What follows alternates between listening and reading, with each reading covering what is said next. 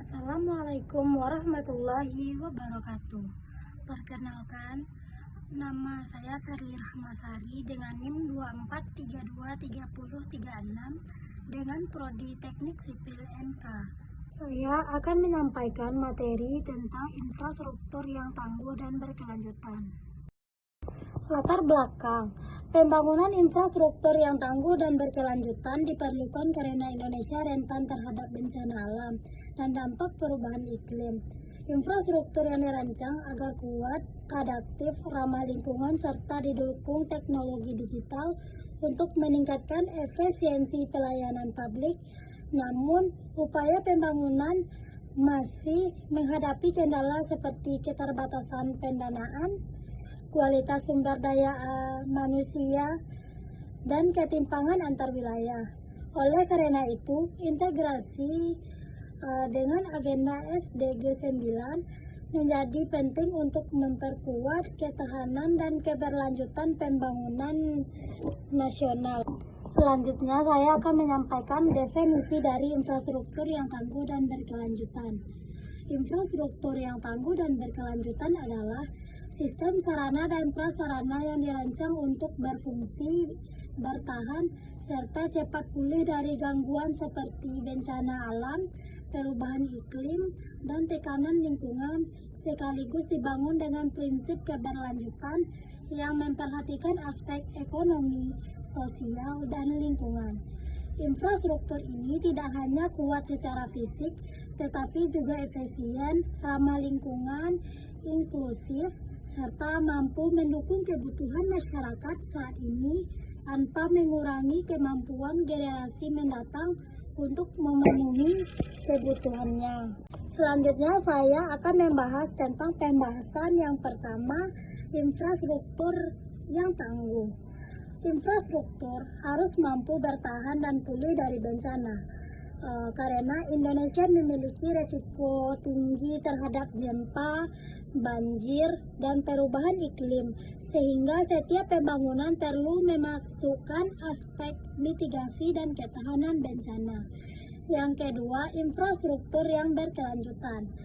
Pembangunan harus memerhatikan aspek ekonomi, sosial, dan lingkungan.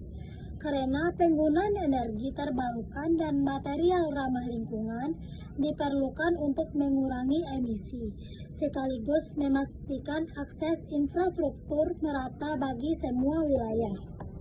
Selanjutnya, peran teknologi digital. Teknologi meningkatkan kualitas dan efisiensi infrastruktur, seperti penggunaan AI dan sensor real-time memungkinkan deteksi dini kerusakan, pemantauan kondisi struktur, dan pengelolaan energi yang lebih efektif. Yang keempat, tantangan pembangunan. Indonesia menghadapi hambatan pendanaan dan kompetensi sumber daya manusia karena keterbatasan anggaran, kurangnya kemampuan tenaga dalam teknologi digital, dan belum meratanya standar bangunan tahan bencana menjadi kendala utama. Yang kelima, kolaborasi multi pihak. Keberhasilan pembangunan membutuhkan kerjasama banyak pihak, seperti pemerintah, swasta, akademisi, dan masyarakat perlu terlibat bersama agar inovasi, pendanaan, dan pemeliharaan infrastruktur dapat berjalan lebih efektif. Selanjutnya, kesimpulan.